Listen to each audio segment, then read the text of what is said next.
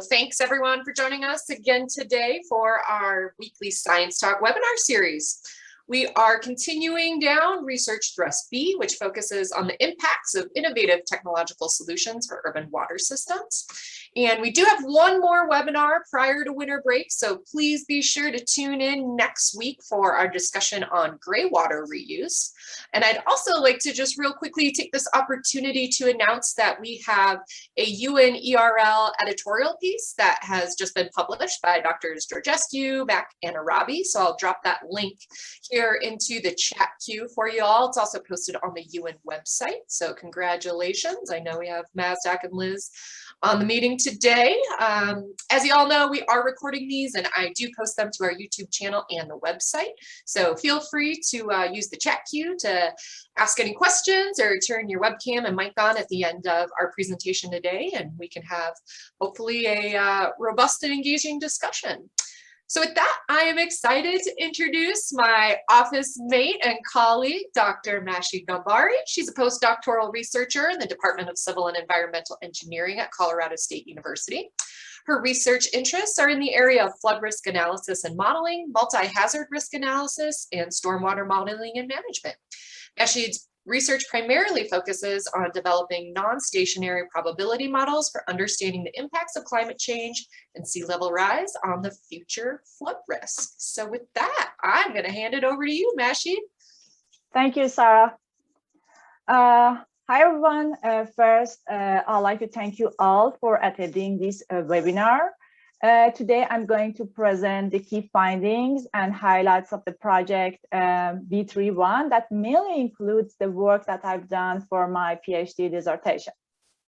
And this will be focusing on developing new methods that enhances our capacity to understand, estimate, and mitigate future flooding risk in coastal areas with consideration of the impact of climate change and sea level rise.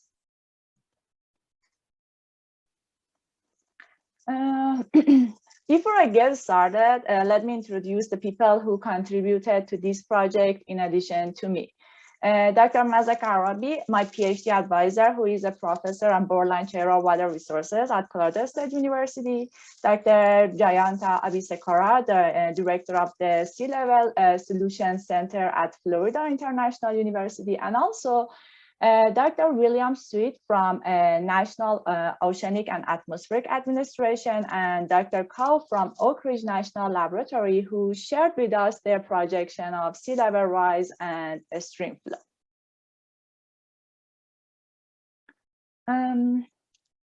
Flood events are one of the most devastating and frequent natural disasters in the United States and other parts of the world.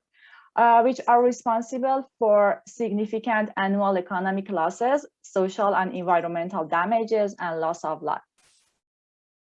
Coastal cities are more vulnerable to floods because they are exposed to multiple flood events, such as tidal or nuisance flooding, storm surge events, and urban or riverine flooding. The occurrence of these flood events alone or in combination could cause significant damages and costs to coastal communities. As we all know, flooding has caused significant losses to people and property across the world during the course of last decade, and climate change is putting a greater pressure on coastal cities by increasing the frequency and intensity of coastal events. Extreme coastal events such as storm surge caused by Hurricane Harvey is happening more during recent years, and also minor coastal events, or in other words, tidal or nuisance flooding, are happening with more frequency and have become a serious challenge in coastal cities. More extreme precipitation events have also increased the frequency of urban and riverine flooding events. So in general, climate change due to global warming is increasing the risk of flooding in coastal cities by increasing global mean sea level, increasing frequency and intensity of extreme precipitation events, and also increasing frequency and magnitude of surge events and tides. To offset the negative impact of climate change, implementation of effective and viable flood mitigation and adaptation strategies is essential, and prerequisite to this is to gain comprehensive knowledge about future flood hazards and risks, which was our main objective during this project. Sea level rise is the most important impact of climate change in coastal regions. Here on the right, you can see the sea level rise projection adopted from a report by Sweet et al. And what we see here is that the global mean sea level has been increasing over the past decades, and the rate of it is anticipated to accelerate over the 21st century. And also we can see that there is a great uncertainty in the future projection of sea level rise.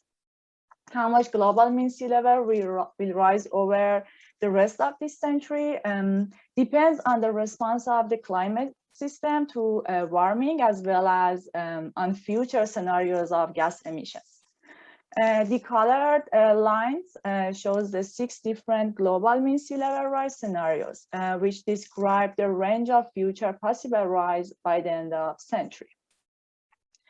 And here the boxes on the right show the very likely ranges in sea level rise by 2100, which is corresponding to the different RCP scenarios that you can see here on the left.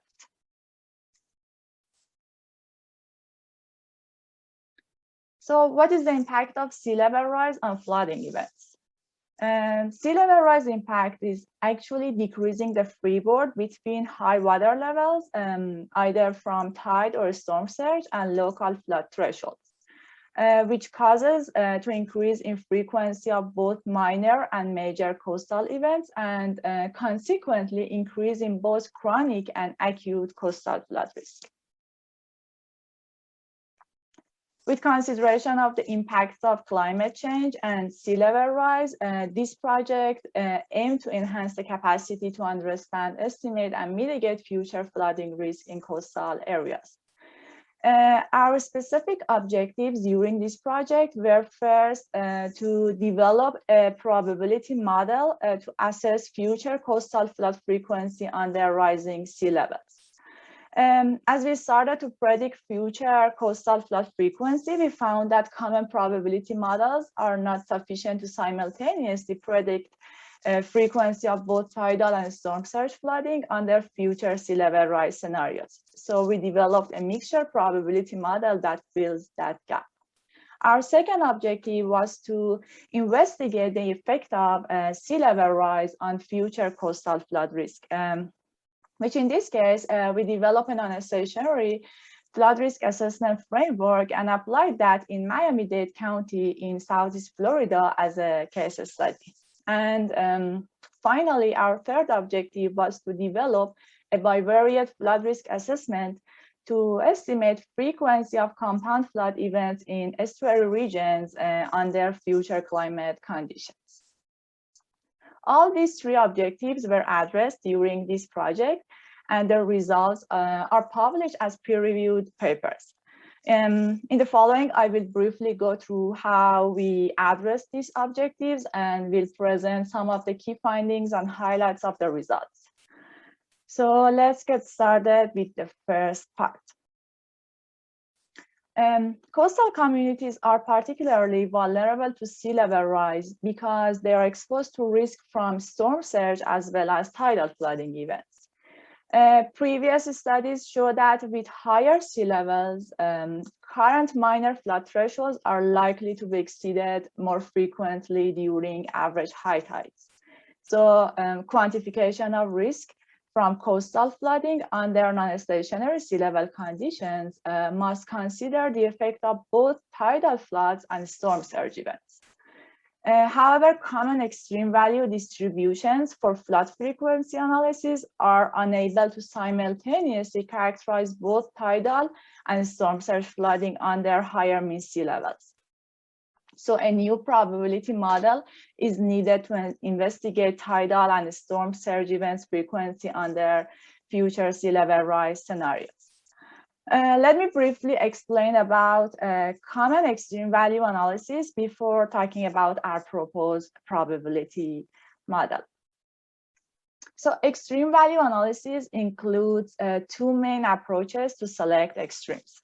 The first approach is annual maxima method, which fits a series of annual maximum water level to generalized extreme value distribution.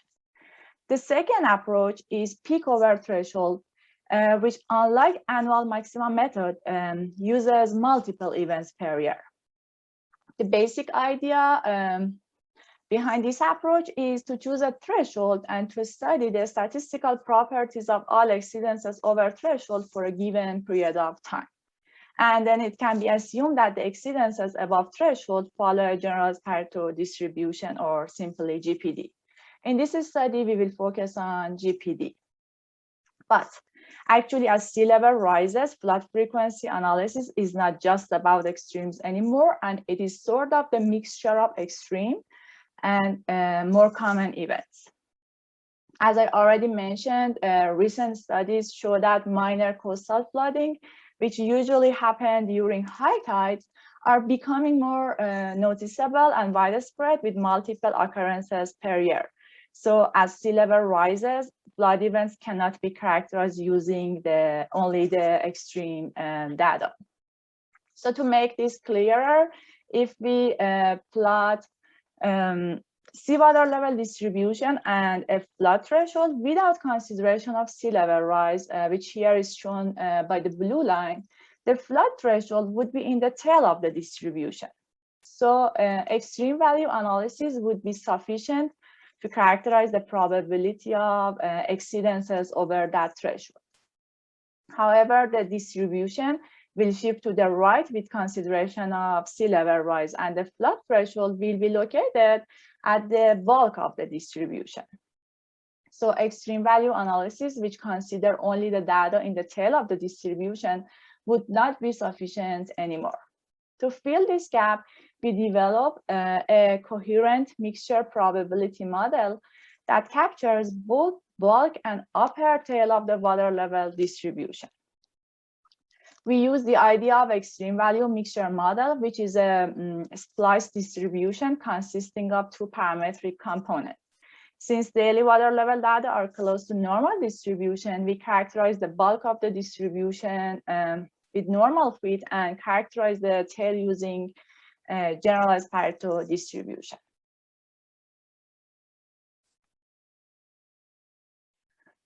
The transition between normal and generalized Pareto distribution is characterized using a threshold, which is based on the relationship between daily mean sea level and daily maximum sea level. And the threshold is estimated using quantile regression method, assuming linear dependence between these two variables. Two important contributions of our proposed mixture probability model is by using this mixture model, we have the capacity to simultaneously investigate minor tidal and major storm surge event frequency under future sea level rise scenarios. And also in this probability model, non-stationarity is addressed in terms of changing in mean sea level instead of time. With this mixture probability model in mind, then we'll look at 68 line-term tide gauges around the United States to investigate changes in the frequency of tidal and storm surge flooding under sea level rise impacts. And we broke the tidal stations into 4 regions to characterize their future response to sea level rise by region. The 4 regions include Northeast Atlantic, Southeast Atlantic, Gulf, and Pacific region. We also used coastal flood thresholds from the report by Sweet et al. To define minor and major flood events. So what are these flood thresholds? Flood categories based on exceedances over flood thresholds describe the severity of flood impacts. So the flood exceedances over minor flood threshold refers to events with minimal or no property damage. Exceedances over moderate flood threshold is with some inundation of structure and roads and has relatively considerable damages to private and commercial property. As flood level increases to the major flood threshold, inundated area and infrastructure impact escalate significantly. Here you can see how sea level rise increased the frequency of major flood events along the coastal United States. Under current mean sea level, major flooding events occur along the Gulf and Northeast Atlantic coast with a return period of almost 50 to 100 years. However, under 2 feet sea level rise, major flooding will become frequent with return period of less than 10 years in most of the locations. And then here you can see the current and future annual frequency of minor flooding. And as can be seen, while minor flooding currently occurs with the expected number of 1 to 30 days per year in most stations, 2 feet sea level rise will result in more than 150 days of minor flooding per year in all locations. As we saw, as sea level rises, the frequency of both minor and major flooding increases. However, are the changes same in all locations? To answer this question, we used the definition of frequency amplification to explore changes in future flood frequency. So frequency amplification is simply the ratio of current return period to future return period of flood events. Then we did some sort of ratio analysis for minor and major frequency amplification to get in each location which one is being modified more. Is it more major or is it more minor? As this figure shows, while the frequency of major flooding will be amplified much more in the locations along the Pacific and Southeast Atlantic coasts, minor flooding frequency tend to be magnified more along the Gulf and Northeast Atlantic coast under 2 feet sea level rise scenario. Then by using the intermediate sea level rise projection, we also estimated the decade when current major flooding events are anticipated to occur with return period less than a year. And we found that by the end of century, under the intermediate sea level rise scenario, major flooding is anticipated to occur with the return period less than a year throughout the coastal United States. So if you're interested about the details of this study, you can refer to the paper entitled A Coherent Statistical Model for Coastal Flood Frequency Analysis under Non-Stationary Sea Level Condition, which is published in the Earth Future Journal. By addressing the first objective, we are done with enhancing the capacity to characterize future flood hazard probability. However, we need to add more components in order to calculate future flood risk. Since flood risk emerges from the interaction of flood hazard probability, exposed value, and their vulnerability.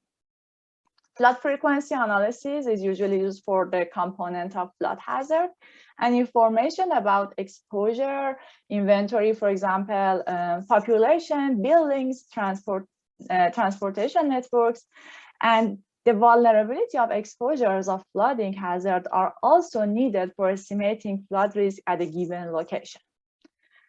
So in the following, I will talk about how we incorporated our proposed mixture model into a flood risk assessment framework and estimate future flood risk in Miami-Dade County as a case study. Same as a common flood risk framework, in this study, we consider the 3 components of hazard probability, exposure, and vulnerability. We use our proposed mixture probability model to estimate flood probability, and the HAZES model, which is FEMA's loss estimation tool, is used to estimate monetary losses corresponding to different levels of water, which is indicator of interaction of exposure and vulnerability.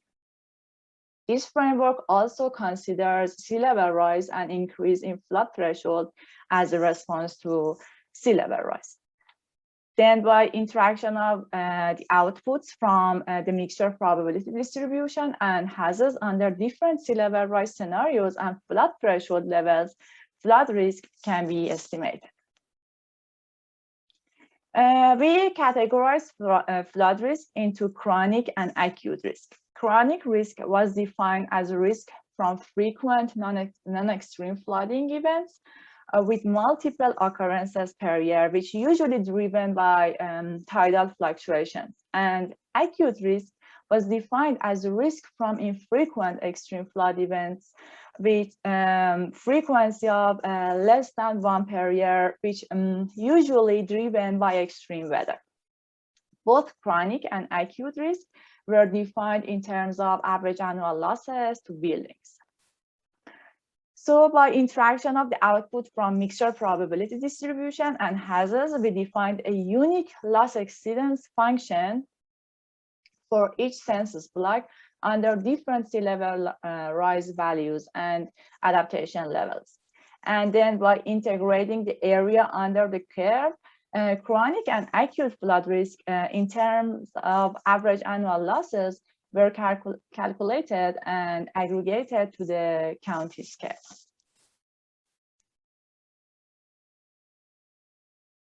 We demonstrated the application of our proposed mixture probability model in a flood risk assessment framework for Miami-Dade County in Southeast Florida. This county has one of the highest value of assets exposed to coastal flooding and covers approximately 6,000 square kilometers on Florida's southeastern coast with a population of approximately 2.8 million in 2017.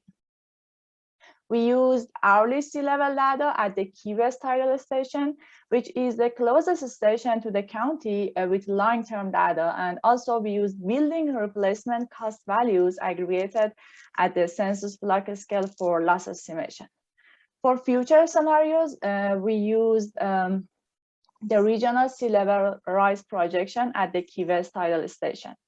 Here you can see the median value of the regional sea level rise projections at this station, and 3 most probable sea level rise scenarios, including intermediate low, intermediate, and intermediate high, were used for future flood frequency analysis in this study. Hazards, which, as I mentioned, is FEMA's coastal flood hazard modeling and loss estimation tool, was used to determine flood extents and depth, and also corresponding monetary losses to buildings associated with different sea levels. Now let's get into some results. Here on the left, you can see the return level, return period curve for the current sea level rise condition and 2 feet sea level rise, which is created using our proposed mixture probability model. Comparing the blue dots, which are historical data, and the black line, which is based on the mixture probability model, we can see a good fit between the model and observed sea level data. And then here on the right, you can see the current versus future coastal flood return period under 4 different sea level rise values. So we can see that as sea level rises, the future return period will decrease. For example, the 100-year floodplain, which is commonly used for flood insurance study, may be inundated almost 5 times a year under 1 feet sea level rise. And then what you can see here is that the acute flood risk versus chronic flood risk under 4 different sea level rise values. So under current sea level condition, the risk is predominantly from extreme events. However, as sea level rises, the chronic risk from minor events will surpass the acute risk from extreme event. And if sea level continues to rise, appropriate adaptation strategies is needed to protect regions against cumulative losses from this frequent non-extreme tidal flooding. Then we evaluated the benefit that can be gained from increasing flood threshold under different sea level rise values. The benefit is calculated in terms of decreasing average annual losses. Here you can see the year when indicated sea level rise values are anticipated to occur. The result from this kind of analysis is useful to determine minimum adaptation levels in terms of increasing flood threshold to mitigate the increase in average annual losses at different sea level rise values. The slope of isolines indicates that the least adaptation level that would be needed to keep the current flood risk at the same value is higher than the value of sea level rise itself. For example, an approximately 1.8 feet increase in flood threshold is needed to offset a 1 feet sea level rise, which could happen by mid-century under intermediate sea level rise scenario. This approach is less dependent on sea level rise projections than traditional top-down approaches that start analysis from sea level rise scenarios. And if you are interested to know more about this study, you can refer to the paper entitled Chronic and Acute Coastal Flood Risk Assets and Communities in Southeast Florida, which is published in the Journal of Water Resources Planning and Management. In addition to minor tidal flooding and extreme storm surge events, coastal cities are also threatened by urban and riverine flooding due to extreme rainfall events. The simultaneous occurrence of coastal flooding, either from high tide or storm surge, and urban or riverine flooding from extreme precipitation could exacerbate flood impacts in coastal regions. An example of recent compound flooding is the co-occurrence of heavy precipitation and storm surge from Hurricane Harvey, which caused huge flooding along the Gulf Coast of Texas. The previous studies show that the number of these compound events has increased over the past century at many of US coastal cities, which can be associated with climate change impacts. So it is important to understand how the frequency of these compound flood events will change in the future. So we developed a bivariate flood hazard assessment method that accounts for compound flooding from extreme river flow and extreme sea level with consideration of sea level rise and hydrologic changes in peak river flows.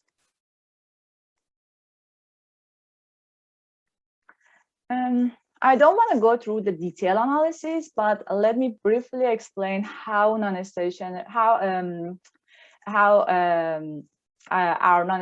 bivariate flood risk analysis is. So for a specific estuary region, first extreme sea level and extreme river flow data are identified using threshold excess method. Then the significance of a statistical dependence between the paired data are assessed using Kendall's rank correlation coefficient.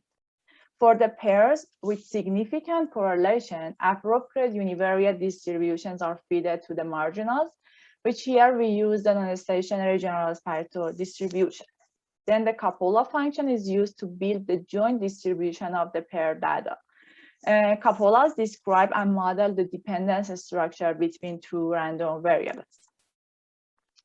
The non-stationarity of bivariate distribution could be due to non-stationarity in marginal distributions of variables or the dependence structure between variables or both. For the sake of this study, we consider the non-stationarity in marginal distributions of high sea level and river flows. Unlike univariate analysis, hazard scenarios are not unique in bivariate analysis, and several definitions of hazard scenarios are available in literature that should be selected based on the objectives of the study. Here we consider the end hazard scenario since our goal was to estimate the frequency of simultaneous exceedance of coastal and riverine flooding. Here you can see the schematic presentation of the ant hazard scenario. So if we suppose that X star and Y star are the hypothetical coastal and river and flood threshold, the ant hazard scenario considers the situations when both thresholds are exceeded simultaneously, which here is shown by this gray area.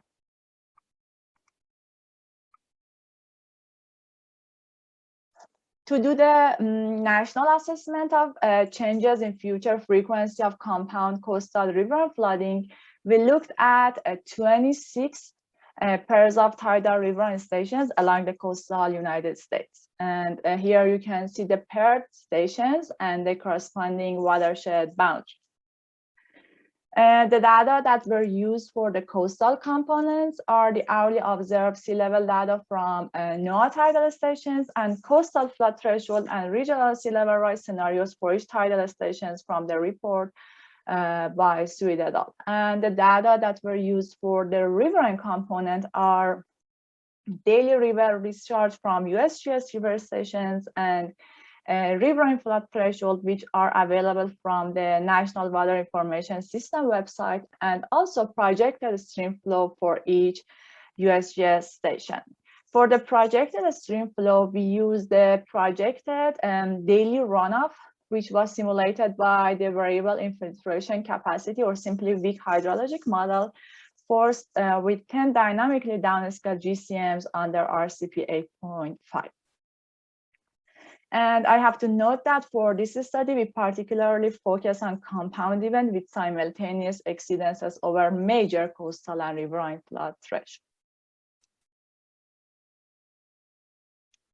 For the results, first, I'll go through the detailed result for one of the locations as an example, and then I'll talk about the national results. Here you can see the result for Potomac River Estuary in Washington, DC. So if we consider only the coastal component, the return period of major coastal flooding is approximately 20 years. If we consider only the riverine component, the return period of major riverine flooding is estimated to be approximately 50 years. Now, the question that we want to answer is that what is the frequency of compound extremes, such as major coastal riverine flooding? So using our bivariate probability model, we show that the joint return period of compound major coastal river flooding is 180 years in Potomac River Estuary. And if we don't consider the dependency between high sea levels and river flows, this value would be equal to 1,000 years. And this shows that by not considering the dependency between flood drivers, how we underestimate the compound flood frequency. The next question that we aim to answer is to what extent sea level rise and hydrologic changes in river peak flows could affect the frequency of compound major flooding.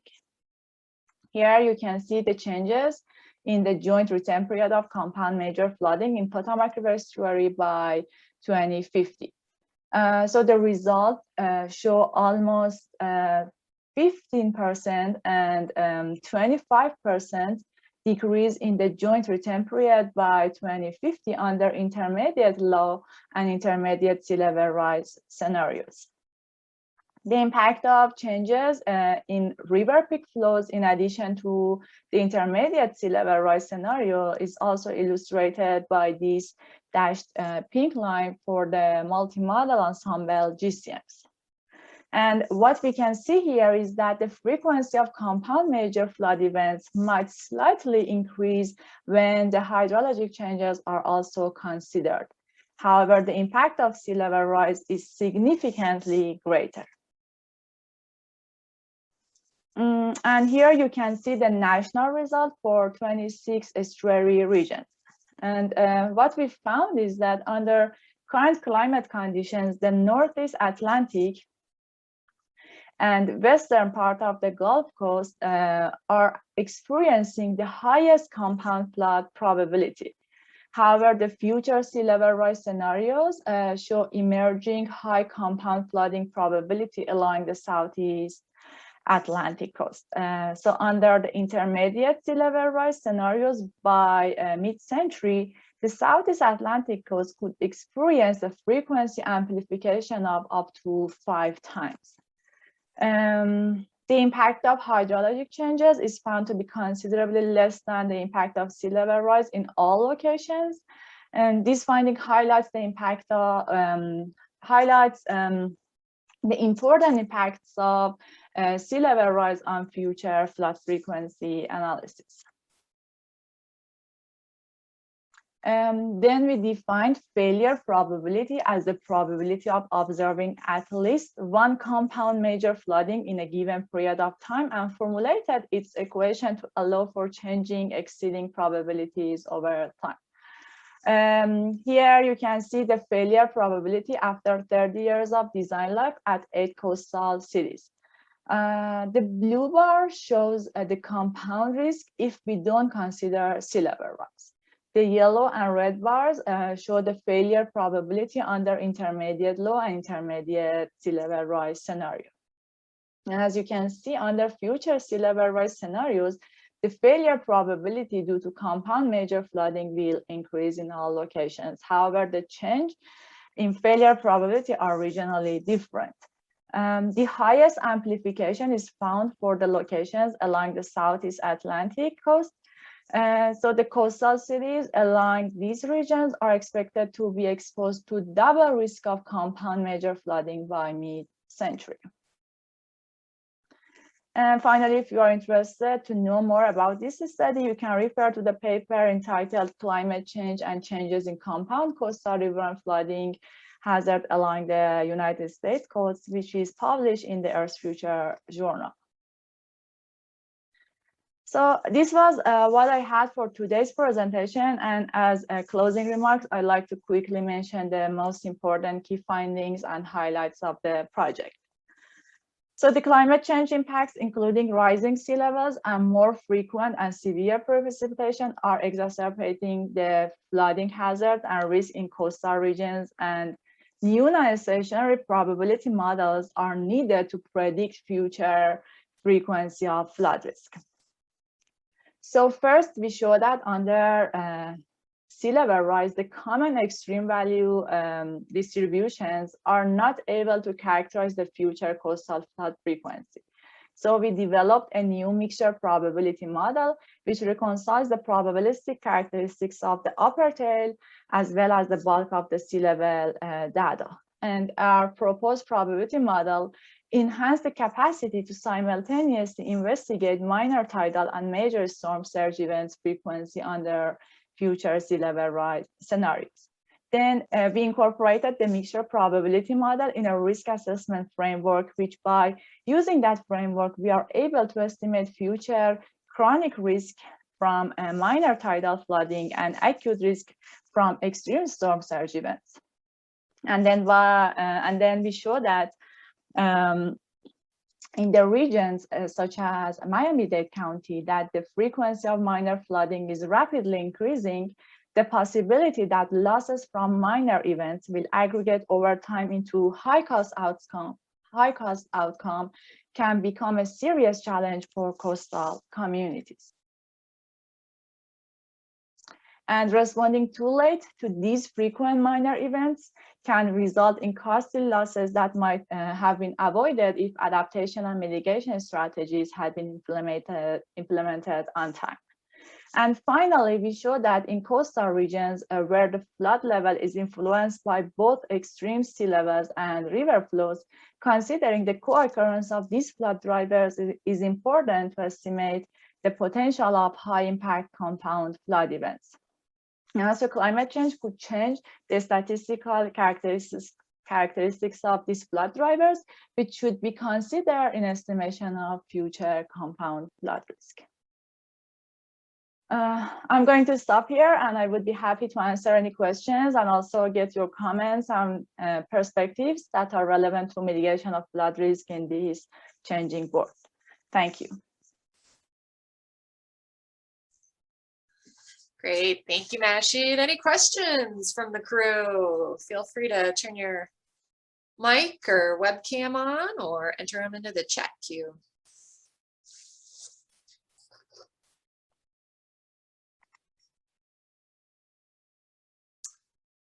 So Liz is wondering, do we have information on the cumulative costs of minor floods compared to major floods? Can you see that? Yes, do we have information?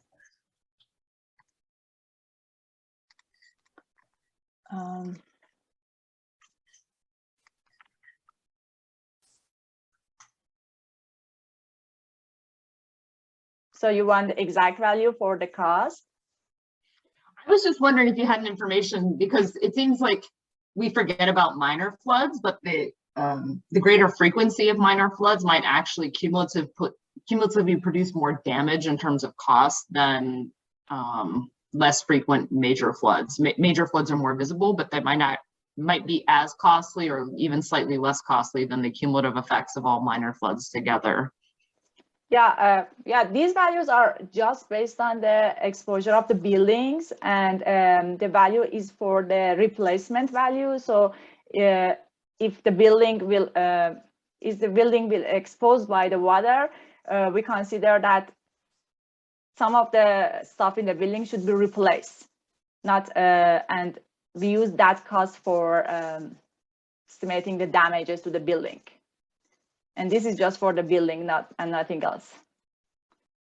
So I don't know if this was what you asked or not.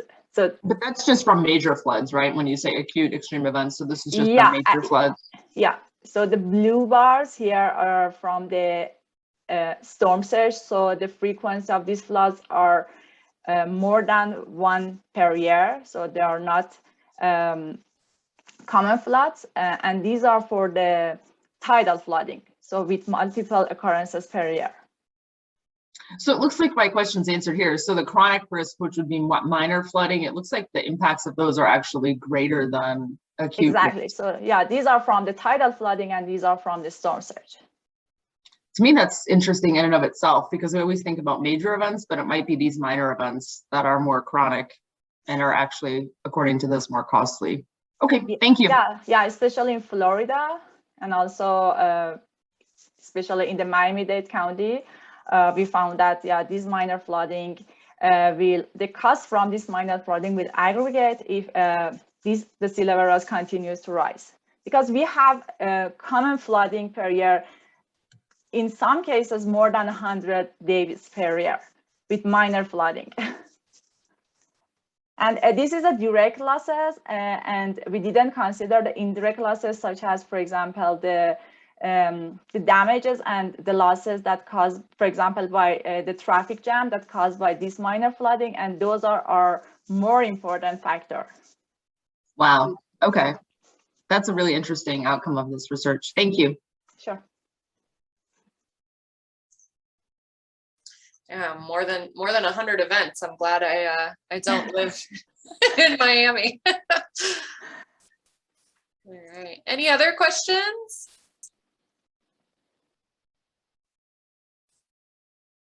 Ben has a question for you. Do you have thoughts on how estimates of loss may change if factors other than building replacement were considered? For example, social costs or other infrastructure. What costs do you think may be important to consider? Thanks, Ben. So as I mentioned, for these kind of minor flooding, some indirect losses, such as losses that cause from the traffic jam or damage to the transportation network, is really important, and I think that should be considered in our future study.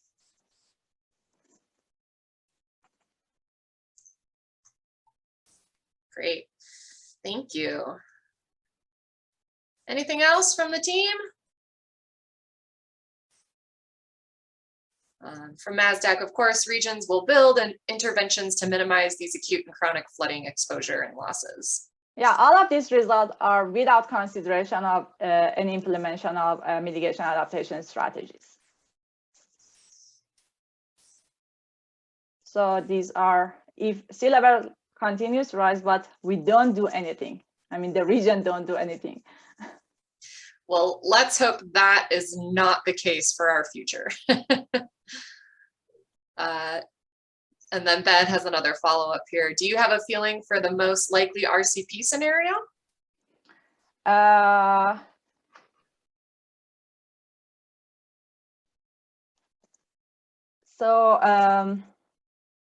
think for the most likely RCP scenarios, we will have less risk because the amount of sea level rise is lower. So if, let me just go through this slide.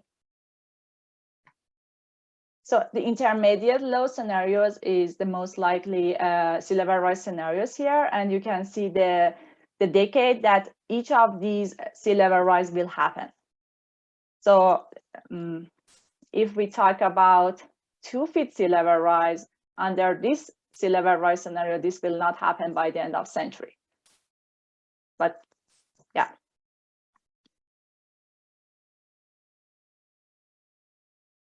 So Ben, did I answer your question? That sounds like it. Okay, and then NASDAQ also highlighted that current trends point to the more extreme changes, including RCP 8.5.